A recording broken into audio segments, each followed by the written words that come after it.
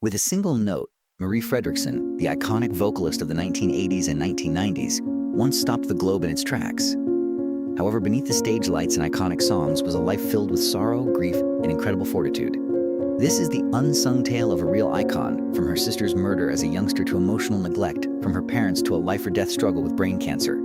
In addition to revisiting some of Marie Fredriksson's rarest images, this video will reveal the secrets behind her seemingly indestructible smile. Find out why she is still referred to as the Queen of Hearts by watching through to the very end. On May 30th, 1958, Marie Fredriksson was born in the Swedish town of Usha. Her parents farmed. However, in an attempt to establish a more secure living, they sold their land when Marie was 4 years old and relocated the whole family to the adjacent town of Halmstad. But reality was much more brutal. Being the youngest of 5 children, Marie grew up with her parents under a lot of stress and in a perpetual state of shortage. Charles, her father, was a mail carrier who braved the weather and rain to deliver letters across town. Inge, her mother, was a factory worker who meticulously tracked every penny she made. The kids frequently had to fend for themselves because there was no money for daycare.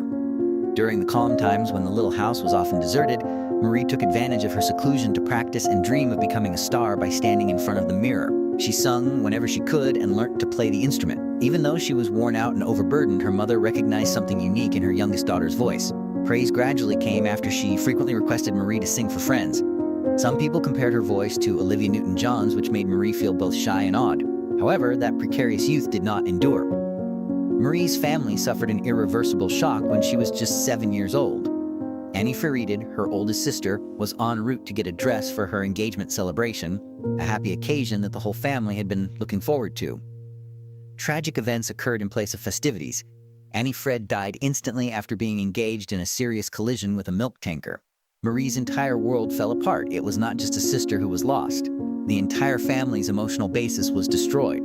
Her parents were grieving deeply. The youngest youngster was more lost than ever during that catastrophe. Marie learned to keep quiet and repressed her suffering. She was unable to discuss the catastrophe for many years, not even with her closest friends and family. Marie acknowledged that the recollection was inextricably linked to a sense of abandonment, of having to fend for herself as a timid young girl, when she eventually worked up the nerve to look back. Nor was school a haven. Little and meek, Marie was frequently teased. She cried because she felt like she didn't fit anywhere, in addition to the ridicule. Music became her haven once more. Church and Sunday school, where she could sing without fear of criticism, provided her with solace. There, the pastor took on the role of a sort of spiritual mentor, supporting and bolstering her brittle self-esteem. Marie would cherish those moments of singing hymns for the rest of her life. Nevertheless, she entered an early rebellious phase as a result of unresolved pain and neglect at home. Curiosity and impulse led her to try smoking when she was 11 years old, and a teacher caught her. Marie broke her nose when she fled in panic and crashed against a balcony railing. It was an extremely humiliating and physically unpleasant accident. Perhaps thinking Marie had already endured enough pain for her error, the teacher decided not to tell her parents. Music was exploding during Marie's adolescent years. She listened to musicians her family didn't like in private. The Beatles, Led Zeppelin, Deep Purple, and Joni Mitchell. For her, those noises opened up a whole new universe. Emotionally charged, intense, and free, Marie made the most audacious choice of her youth at the age of 17. To go to a music school, she moved away from home. It was more than just a professional decision. She was able to save herself that way. Marie studied more than just singing and music in school. On the theatrical stage, she also found her acting talent. It was impossible to conceal the sheer, dazzling brilliance of her abilities. She participated in and co-wrote a theater play, and it was much more successful than anticipated. It went on tour around Sweden before the Prime Minister visited a show in Stockholm. Stockholm was more than a city to a girl from a little town. It served as a doorway to a far wider universe. Being in front of such sizable crowds rekindled her early enthusiasm for the idea of being a famous person. "I want to perform," Marie would later say. She realized she couldn't go back to her peaceful hamlet after graduating, saying, "I was born to perform." She had to be where opportunity and energy met and life was occurring. After packing her belongings, Marie relocated to Halmstad. There, she reconnected with Stefan Ern, a friend she had met at a super performance years prior. She and he moved in together and a new romance blossomed. Marie and Stefan soon started dating. They had a lot in common, but above all, they were passionate about music. Stefan played as the drummer for Sturu. Marie didn't realize then how important Martin Sterno, the band's main vocalist and guitarist, would become in her life. While Marie was paying Stefan a visit at his tiny apartment one evening, a seemingly routine conversation subtly triggered a significant turning point. Stroll frontman and guitarist Martin Sternhood heard fans say that Marie was a great pianist and singer. Excitement swiftly replaced curiosity. Martin was unable to control himself and kept pushing Marie to come try out for the band. However, Marie felt overpowered by the invitation. She was hampered by years of self-doubt. Fear of being judged, fear of being noticed, and dread of falling short of expectations. Nevertheless, she hesitated for a long time before deciding to face that fear. Time seemed to freeze when her voice filled the little rehearsal space and her fingers touched the keys. There was no need for explanations. The other band members realized right away that the previous iteration of the group was no longer appropriate. Marie took over as keyboardist and backup vocalist, ushering Stroll into a new era. A new star was born, one that was bolder, younger, and full of promise. During this time, Marie met another guy, Pessel, who would go on to become the name most closely linked to her career's greatest success. However, fate is rarely noisy or glittering in its early stages. Per did not impress Marie at all. He didn't seem cool enough to her. Still lived with his parents and didn't look very manly. Per, for his part, was not impressed either. Marie wasn't the most beautiful woman he'd ever seen, and he felt she played the piano too violently. It was unimaginable to both of them that their lack of interest in one another would serve as the foundation for one of the most prosperous musical collaborations in history. Sturu, meanwhile, kept changing. Marie was continuously urged by Martin to compose her own tunes. Marie had never dared to admit it, but he saw something in her. A unique voice and an authentic talent for songwriting. Marie gradually regained her confidence after receiving that support. She started performing lead vocals on her own compositions, gradually emerging from her shyness shadow. Beyond music, Marie and Martin grew closer the more they collaborated. There was one important thing Martin knew. The band wouldn't last if feelings got out of hand. However, emotion frequently triumphs over reason. What no one wanted to happen became inevitable by 1980. Martin and Marie were unable to control their feelings any longer. The repercussions were swift and terrible. Stefan and Marie split up. Stru collapsed. Additionally, unfulfilled ambitions were abandoned. A fresh start sprung from the ruins. In addition to becoming a couple, Marie and Martin started a band called Mama's Barn, an odd moniker derived from their names' initials. Marie had moved out of the background for the first time. She had a voice and actual decision-making authority in Mama's Barn as an equal partner. Marie, who was only 23 years old, was making significant progress towards stardom and thought her lifelong ambition would finally come true. Life, however, seemed intent on reminding her that happiness seldom comes without suffering.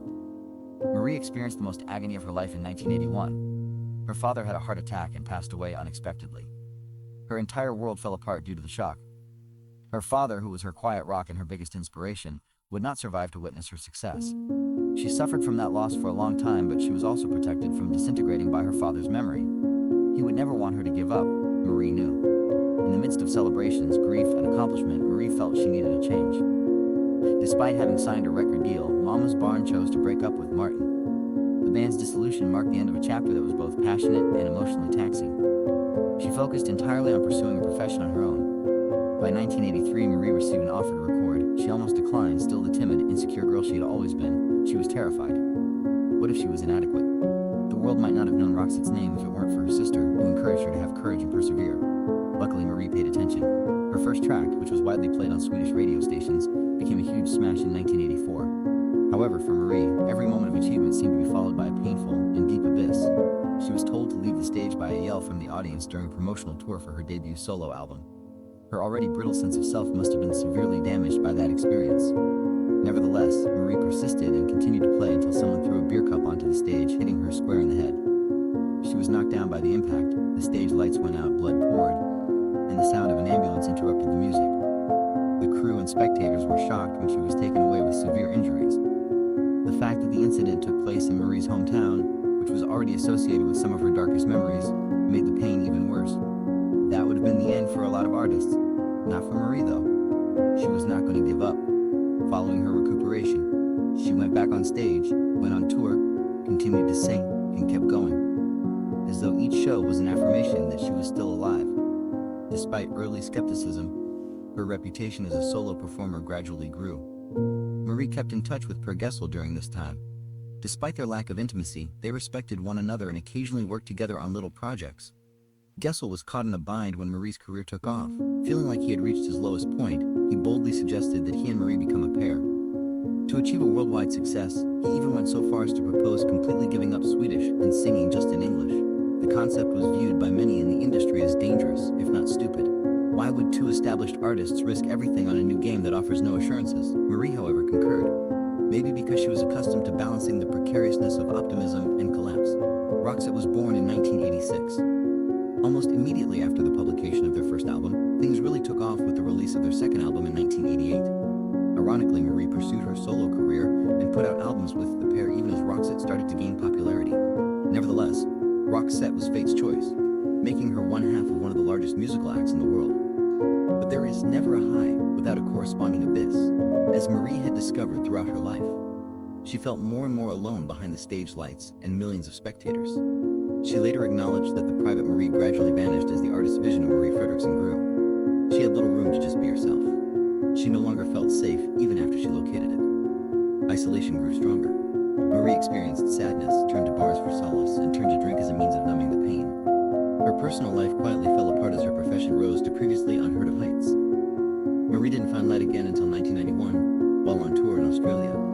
Everything changed when I met the musician Mel Nahn. The ensuing love was subdued yet strong enough to keep her from falling over the edge.